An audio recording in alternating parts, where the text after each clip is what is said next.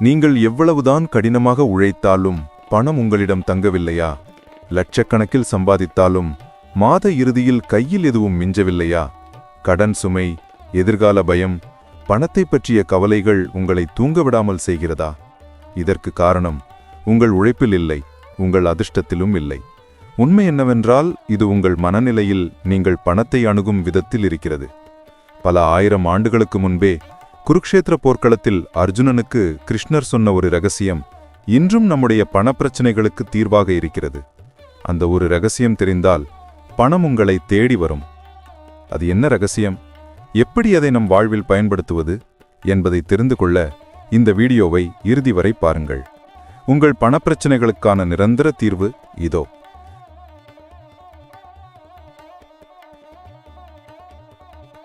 குருக்ஷேத்திரம், மகாபாரத போர் ஆரம்பிக்கும் தருணம்.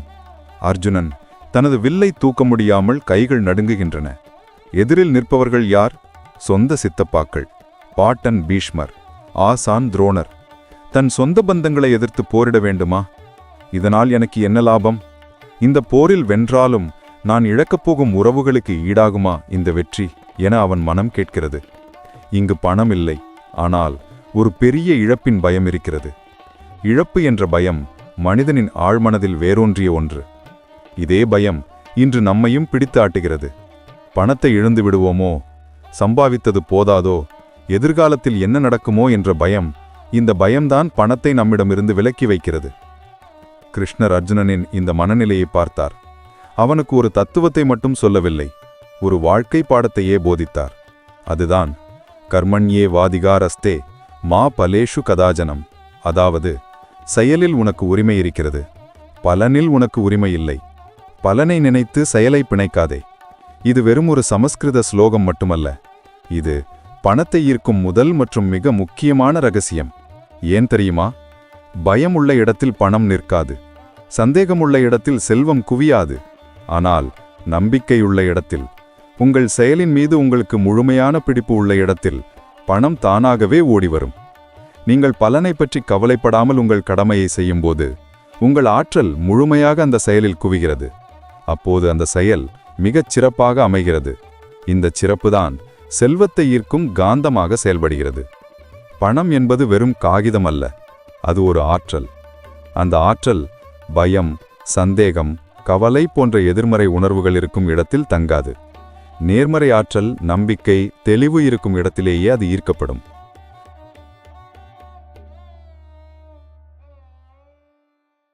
இன்று நம்மில் பலர் கடினமாக உழைக்கிறோம், ஆனால் பணம் கையில் நிற்கவில்லை. வருமானம் வந்த வழியே செலவாகி விடுகிறது. இதற்கு என்ன காரணம்? நம்முடைய சில மனப்பாங்குகள்தான். கிருஷ்ணர் கீதையில் சொல்லும் இந்த 3 மனப்பாங்குகள் பண ஓட்டத்தை தடுக்கும் பெரும் சுவர்கள். இந்த மாதம் சம்பளம் வந்தாலும் அடுத்த மாதம் என்னாகும்? இந்த வியாபாரம் லாபம் தருமா, நஷ்டமாகுமா என்ற பயம் நம்மை ஆட்டி படைக்கிறது. ஒரு முதலீடு செய்யவோ, ஒரு புதிய வாய்ப்பை தேடவோ பயப்படுகிறோம். இந்த பயம் நம் கைகளை மடக்கி வைத்துக் கொள்கிறது. பணம் ஒரு ஓடும் நதி போல. அதை தேக்கி வைக்கவோ கட்டி போடவோ முயற்சித்தால் அது நின்று போகும். ஓட்டம் நின்றால் தேங்கி கெட்டுப்போகும்.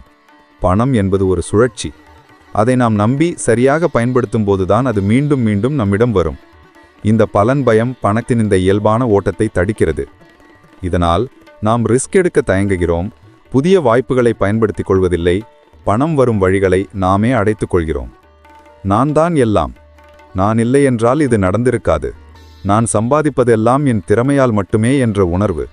சம்பாதிப்பதை பாராட்டுவதில் தவறில்லை, ஆனால் நான் தான் எல்லாம் என்ற ஆணவம் வரும்போது செல்வம் நம்மை விட்டு விலகும். பகவத்கீதை இந்த ஆணவத்தை அரக்க குணம் என்று வர்ணிக்கிறது. செல்வம், அதிகாரம், பிறருக்கு தானம் செய்வது போன்றவற்றில் ஆணவம் தோன்றக்கூடும் என்று கிருஷ்ணர் எச்சரிக்கிறார். இந்த ஆணவம் நம்மை சுற்றியுள்ளவர்களின் உழைப்பை, ஆதரவை மதிக்க விடாது. உலகமே நமக்கு கட்டுப்பட்டதே என்ற மாயையை உருவாக்கும். இதனால் நாம் மற்றவர்களுடன் இணைந்து செயல்பட தவறிவிடுவோம். உறவுகள் சீர்குழையும். பணம் என்பது சமூகத்தின் ஒரு அங்கம்தான். அது ஒரு கூட்டு முயற்சி. ஆணவம் உள்ள இடத்தில் கூட்டு முயற்சி சாத்தியமில்லை. இந்த ஆணவம் நம்மை தனிமைப்படுத்தி பணவரத்தையும் குறைத்துவிடும். பணத்தை பிடித்து வைத்திருக்க நினைக்கிறோம், ஆனால் பணம் என்பது ஓடும் தன்மை கொண்டது. நீரோட்டத்தை நிறுத்த முடியாது. தடுக்க முயன்றால் தழைகள் தேங்கி நாரும். அதுபோல பணத்தை நாம் இறுக்கமாக பிடித்து கொண்டால் அது நம்மிடம் தங்காது. பணம் என்பது ஒரு கருவி, ஒரு சக்தி. அதை நாம் சரியான முறையில் பயன்படுத்த வேண்டும். அதை சேமிக்க வேண்டும் என்பது உண்மைதான். ஆனால் அதனுடன் ஒருவித பிணைப்பு வைத்துக்கொண்டு அதை செலவழிக்கவோ முதலீடு செய்யவோ பயப்படுவது பணத்தின் ஓட்டத்தை நிறுத்திவிடும். இது என்னுடையது, நான் இதை யாருக்கும் தரமாட்டேன் என்ற எண்ணம் பணத்தின் சுழற்சியை பாதிக்கிறது. பணம் என்பது ஒரு ஆற்றல். அது ஓடிக்கொண்டே இருக்க வேண்டும். அதை நாம் பிணைத்து வைத்து கொண்டால் அது தேங்கி இறுதியில் நம்மிடமிருந்து விலகிச் சென்றுவிடும். இந்த 3 மனப்பாங்குகளை அகற்றினால் பணம் தானாகவே நம்மை வட்டமிடும்.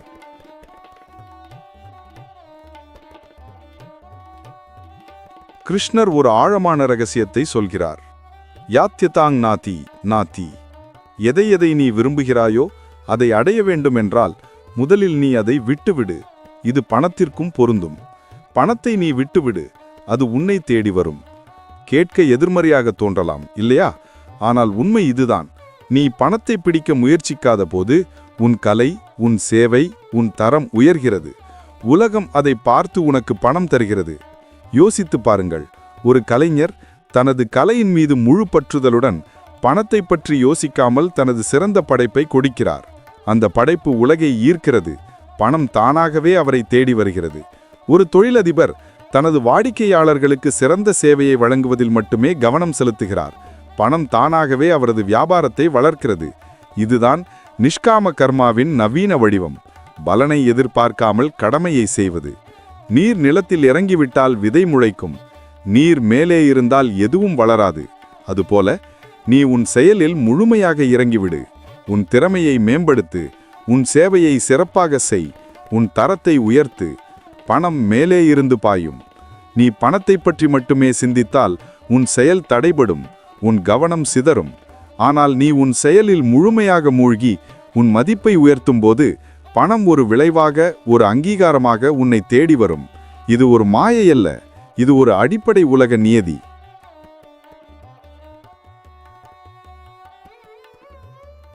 கிருஷ்ணரின் பள்ளிக்கால தோழன் குசேலன் தன் நண்பன் கிருஷ்ணர் துவாரகையின் மன்னனாக இருந்தாலும் குசேலன் வறுமையில் வாடினான். வீட்டில் அரிசி இல்லை. குழந்தைகள் பசியில் தவித்தார்கள். மனைவி சொல்கிறார், உங்கள் நண்பர் கிருஷ்ணரை பார்க்க போகலாமே, அவர் நிச்சயம் உதவுவார். குசேலன் கிளம்புகிறார். கையில் என்ன கொண்டு சென்றார்? ஒரு சிறிய பச்சரிசி கவளம். அதுவும் தன் மனைவியின் வற்புறுத்தலினால். தனக்கு எதுவும் கேட்கக்கூடாது என்ற உறுதியுடன் சென்றார். பகைவர்களை வெல்லும் கிருஷ்ணர் அந்த சிறிய அரிசி கவளத்தை பெற்றதும் மகிழ்ந்து அதை அன்புடன் உண்டு குசேலனின் வறுமையை அழிக்கிறார். குசேலன் திரும்பி வரும் வழியில் அவனது குடிசை மாளிகையாக மாறியிருந்தது. கதையின் மையம் என்ன? குசேலன் கொண்டு வந்தது வெறும் அரிசி அல்ல, அது நம்பிக்கையின் அடையாளம். நம்பிக்கையுடன் தன்னுடையது என்று எண்ணி ஒரு சிறிய பொருளை கொடுத்தான். அந்த நம்பிக்கைதான் செல்வத்தை ஈர்த்தது. நீங்கள் கொடுக்கும் எதுவும் சிறியதல்ல, அதை நீங்கள் கொடுக்கும் மனப்பாங்குதான் பெரியது. இந்த கதை நமக்கு உணர்த்துவது என்னவென்றால், பணத்தை ஈர்க்க நீங்கள் பெரிய பணக்காரனாக இருக்க வேண்டும் என்பதில் இல்லை. உங்களிடம் இருக்கும் சிறியதை கூட முழு நம்பிக்கையுடன், அன்புடன், பெருந்தன்மையுடன் கொடுக்கும்போது பிரபஞ்சம் அதை பன்மடங்காக திருப்பித் தரும். இது பக்தியின் மூலம் செல்வம் ஈர்க்கப்படும் ஒரு சிறந்த உதாரணம். குசேலன் கிருஷ்ணரின் மீது வைத்த பக்தி, அன்பு, தன்னம்பிக்கை ஆகியவை செல்வ வளத்தை ஈர்க்கும் ஆன்மீக ரகசியங்கள் என்பதை இந்த கதை தெளிவாக்குகிறது.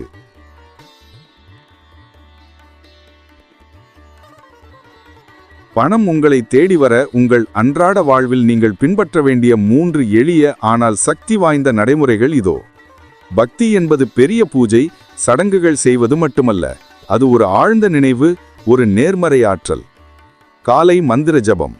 காலை எழுந்ததும் 5 நிமிடம் மூச்சை உள்ளிழுத்து ஓம் நமோ வாஸ்து புருஷாய நமக என்று ஒரு முறை அல்லது பல முறை சொல்லுங்கள்.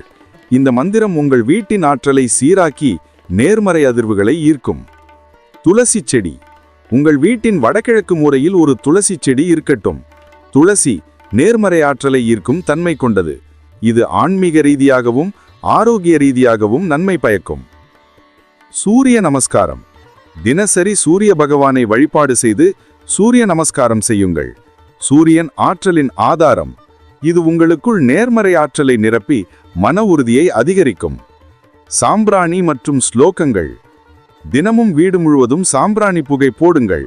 பிரணவ மந்திரம், கந்தசஷ்டி கவசம், விஷ்ணு சகஸ்ரநாமம் போன்ற ஸ்லோகங்களை உங்கள் வீட்டில் ஒலிபரப்புங்கள். இவை நேர்மறை அதிர்வுகளை உருவாக்கி மனதை தூய்மையாக்கி செல்வ வளத்தை ஈர்க்கும். பக்தி மனதை தூய்மையாக்கி ஆன்மீக வளத்தை பெருக்குகிறது. உங்கள் வருமானத்தில் ஒரு சிறிய பகுதியை யாருக்காவது கொடுங்கள். அது ஒரு மாணவருக்கு புத்தகம் வாங்கி கொடுக்கலாம், ஒரு முதியவருக்கு உணவாக இருக்கலாம், அல்லது ஒரு சிறிய தொகையை ஒரு தொண்டு நிறுவனத்திற்கு வழங்கலாம். கொடுப்பது என்பது உங்கள் பணத்தை விட்டுவிடும் பயிற்சி. இது ஒரு வகையில் நான் பணத்தை பிடித்து வைத்திருக்கவில்லை, நான் அதை நம்புகிறேன், அது என்னிடம் மீண்டும் வரும் என்று பிரபஞ்சத்திற்கு நீங்கள் அனுப்பும் ஒரு செய்தி. தர்மம் செய்வது உங்களது மனதை தூய்மையாக்கி பிறருக்கு உதவுதல், மன அமைதியுடன் செயல்படுதல் ஆகியவை செல்வ வளத்தை அதிகரிக்கும். நீங்கள் கொடுக்கும்போது உங்கள் மனம் விரிவடைகிறது. நீங்கள் ஒரு வளமான மனநிலையில் இருக்கிறீர்கள் என்பதை இது குறிக்கிறது. இந்த வளமான மனநிலைதான் மேலும் செல்வத்தை ஈர்க்கிறது. மாலை வீட்டு கதவை மூடும்போது நாளை என்ன புதிய வாய்ப்பு வரும் என்று எதிர்பாருங்கள். நம்பிக்கை என்பது ஒரு உள்விளக்கு, அது இருந்தால் வெளி இருள் தாக்காது. நம்பிக்கை என்பது வெறும் காத்திருப்பு அல்ல, அது ஒரு செயலில் ஈடுபடும் மனப்பான்மை.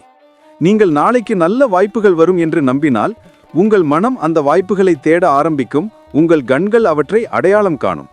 நம்பிக்கை இல்லாதவர்கள் வாய்ப்புகளை கண்டாலும் அவற்றை பயன்படுத்த தயங்குவார்கள். நம்பிக்கை என்பது ஒரு உந்து சக்தி.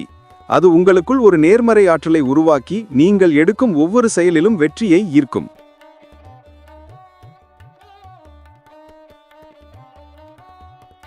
வீட்டில் எலுமிச்சை, பச்சை மிளகாய் தொங்க வைக்கிறீர்கள், சாம்பிராணி போடுகிறீர்கள். இவை நல்ல நம்பிக்கையை வளர்க்கும். ஆனால் உண்மையான வாஸ்து என்பது உங்கள் மனதிலிருந்துதான் தொடங்குகிறது. உங்கள் மன அமைதியும் நேர்மறை எண்ணங்களும் தான் சிறந்த வாஸ்து. கிழக்கு நோக்கிய ஜன்னலை. காலை எழுந்ததும் கிழக்கு நோக்கி ஒரு ஜன்னலை திறந்து வைத்தால் சூரிய ஒளி உள்ளே வரும். இது வெறும் வெளிச்சம் மட்டுமல்ல, நேர்மறை ஆற்றல், புதிய வாய்ப்புகள், தெளிவான சிந்தனை ஆகியவற்றை உள்ளே கொண்டு வரும். வடகிழக்கில் தூய்மை. உங்கள் வீட்டின் வடகிழக்கு மூலையில் குப்பை குவிக்காதீர்கள். அது தடைகளையும் அடையாளமுமாகிவிடும். வடகிழக்கு என்பது ஈசானியம் மூலை. இது செல்வத்திற்கும் ஆரோக்கியத்திற்கும் மிக முக்கியமான திசை. இதை சுத்தமாகவும் நேர்மறை ஆற்றல் கொண்டதாகவும் வைத்திருப்பது அவசியம். மனதில் சந்தோஷம் முக்கியமானது. வீட்டில் நீங்கள் சந்தோஷமாக இருந்தால் அதுதான் சிறந்த வாஸ்து. சந்தோஷம் என்பது உங்கள் மனநிலை. மனநிலை சரியென்றால் பணம் வழி திறக்கும். ஒரு வீட்டின் உண்மையான ஆற்றல் அங்கு வசிப்பவர்களின் மனநிலையில்தான் இருக்கிறது. சண்டைகள், கவலைகள், எதிர்மறை எண்ணங்கள் நிறைந்த வீடு எவ்வளவு வாஸ்துப்படி அமைந்திருந்தாலும் செல்வத்தை ஈர்க்காது. மகிழ்ச்சி, அன்பு, அமைதி நிறைந்த வீடுதான் உண்மையான செல்வத்தை ஈர்க்கும்.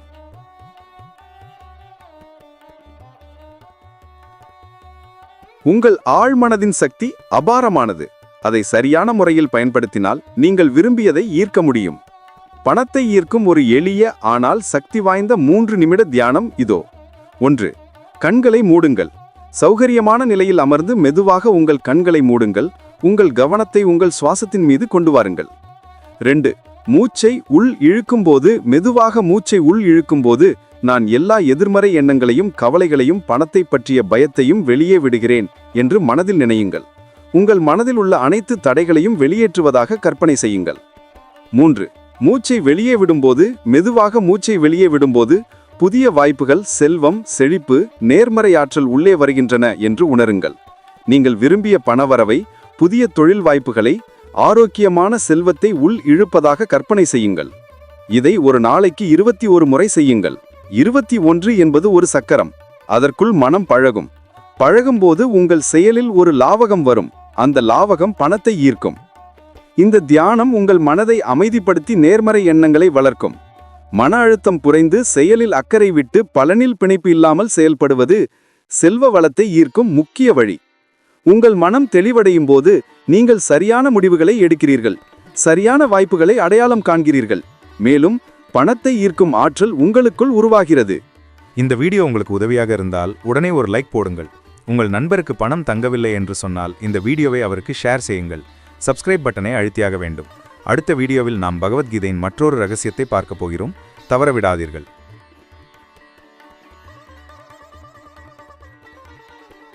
பணத்தை ஈர்ப்பது ஒரு பகுதி என்றால் அதை தக்க வைத்துக் கொள்வது மற்றொரு முக்கியமான பகுதி. இதோ உங்கள் கையில் பணம் தங்க உதவும் 2 எளிய விதிகள். 20% 80 விதி. உங்கள் வருமானத்தில் 20% முதலில் உங்களுக்கே கொடுங்கள். அதாவது சம்பளம் வந்தவுடன் முதலில் அந்த 20% ஒரு தனி சேமிப்பு கணக்கிலோ முதலீட்டிலோ போட்டு விடுங்கள். மீதமுள்ள 80% மட்டுமே உங்கள் செலவுகளுக்கு பயன்படுத்துங்கள். இது உங்கள் நம்பிக்கையை உயர்த்தும். ஒவ்வொரு மாதமும் நீங்கள் சேமிக்கிறீர்கள் என்ற உணர்வு உங்களுக்கு ஒரு நிதி பாதுகாப்பையும் மன அமைதியையும் தரும். இந்த சேமிப்பு உங்கள் எதிர்காலத்திற்கான அடித்தளம். இது உங்கள் மனதிற்கு நான் வளமாக இருக்கிறேன், எனக்கு பாதுகாப்பு இருக்கிறது என்ற செய்தியை அனுப்பும். இந்த நேர்மறை உணர்வு மேலும் செல்வத்தை ஈர்க்கும். 72 மணி நேர விதி. ஒரு பெரிய செலவை முடிவெடுக்கும் முன் 72 மணி நேரம் காத்திருங்கள். ஒரு புதிய பொருள் வாங்க ஆசைப்படுகிறீர்களா? ஒரு பெரிய முதலீடு செய்ய நினைக்கிறீர்களா? உடனே முடிவெடுக்காதீர்கள். 3 நாட்கள் 72 மணி நேரம் காத்திருங்கள். இந்த 72 மணி நேரம் உங்களுக்கு என்ன செய்யும் தெரியுமா? இது உங்கள் உணர்ச்சி வசப்பட்ட முடிவுகளை கட்டுப்படுத்தும். ஒரு பொருள் மீதுள்ள மோகம் குறையும். இது உங்கள் பயத்தை குறைக்கும். அவசர முடிவுகளால் ஏற்படும் வருத்தத்தை தடுக்கும். பயம் குறைந்தால் தெளிவான முடிவுகள் வரும். தெளிவான முடிவுகள் வந்தால் பணம் தங்கும். அவசரப்பட்டு செய்யும் செலவுகள் பெரும்பாலும் தேவையற்றதாகவோ வருத்தப்படக்கூடியதாகவோ இருக்கும். இந்த விதி உங்களை ஒரு பொறுப்பான நிதி நிர்வாகியாக மாற்றும். பகவத்கீதை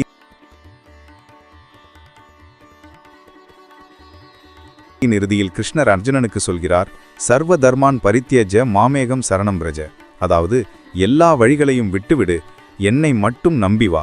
நான் உனக்கு எல்லா பாவங்களிலிருந்தும் விடுதலை அளித்து உன்னை காப்பேன். இது வெறும் ஆன்மீக அழைப்பு அல்ல, இது பணவளத்திற்கும் பொருந்தும். நீங்கள் உங்கள் திறமையை முழுமையாக நம்பி உங்கள் கடமையை சரியாக செய்து பலனை இறைவனிடம் ஒப்படையுங்கள், அல்லது பிரபஞ்சத்தின் நியதிகளிடம் ஒப்படையுங்கள். அதாவது நான் என் பணியை சிறப்பாக செய்கிறேன், இதன் பலன் எனக்கு கிடைக்கும் என்ற நம்பிக்கையுடன் இருங்கள். இந்த சரணாகதி உங்கள் மனதிலிருந்து கவலைகள், பயங்கள், சந்தேகங்கள் அனைத்தையும் நீக்கிவிடும். உங்களுக்கு என்ன வேண்டும் என்பதில் தெளிவாக இருங்கள். அதை அடைய உங்கள் முழு முயற்சியையும் போடுங்கள். அதன் பிறகு பலன் பற்றிய கவலைகளை விட்டுவிடுங்கள். இந்த மனநிலை உங்களுக்குள் ஒரு அமைதியையும் நம்பிக்கையையும் உருவாக்கும். இந்த அமைதியும் நம்பிக்கையும் தான் செல்வத்தை ஈர்க்கும் உண்மையான காந்த சக்தி. இதுதான் ஒரே ரகசியம். உங்கள் மீது, உங்கள் உழைப்பின் மீது, பிரபஞ்சத்தின் மீது முழு நம்பிக்கை வைத்து உங்கள் கடமையை செய்யுங்கள். பணம் உங்களை தேடி வரும். இன்று நாம் பார்த்தது என்ன? பணம் என்பது வெறும் காகிதம் அல்ல, அது ஒரு ஆற்றல். அந்த ஆற்றல் நமது மனநிலையை பொறுத்தே நம்மை நோக்கி ஈர்க்கப்படும். பயத்தை விட்டுவிடுங்கள். பலனை பற்றிய பிணைப்பு இல்லாமல் செயலில் முழுமையாக லயித்து விடுங்கள். ஆணவத்தை தவிர்த்து பணியுடன் இருங்கள். குசேலன் போல உங்களிடம் இருக்கின்ற சிறியதை கூட நம்பிக்கையுடனும் தூய எண்ணத்துடனும் கொடுங்கள். உங்கள் அன்றாட வாழ்க்கையில் பக்தி, தர்மம், நம்பிக்கை ஆகியவற்றை வளர்த்து கொள்ளுங்கள். காலை மந்திர ஜபம், துளசி செடி, சூரிய நமஸ்காரம், சாம்பிராணி மற்றும் ஸ்லோகங்கள் மூலம் நேர்மறை அதிர்வுகளை உருவாக்குங்கள். உங்கள் வருமானத்தில் 20% சேமித்து நிதி பாதுகாப்பை உறுதி செய்யுங்கள். பெரிய செலவுகளை 72 மணி நேரம் ஒத்திவைத்து புத்திசாலித்தனமாக முடிவெடுங்கள். தினசரி 3 நிமிட தியானம் மூலம் உங்கள் மனதை செழிப்புக்கு தயார்படுத்துங்கள். இனி நீங்கள் செய்ய வேண்டியது ஒன்றுதான். இந்த ரகசியங்களை உங்கள் நடைமுறையில் இறக்குங்கள். நாளை காலை எழுந்ததும் ஒரு முறை கண்ணாடியில் உங்களை பார்த்து, நான் பணத்தை ஈர்க்கும் மனநிலையில் இருக்கிறேன், செல்வம் என்னை தேடி வருகிறது என்று நம்பிக்கையுடன் சொல்லுங்கள். உங்கள் வாழ்க்கை மாறும். பணம் உங்களை தேடி வரும். நீங்கள் விரும்பிய செழிப்பான வாழ்வு உங்களுக்கானது.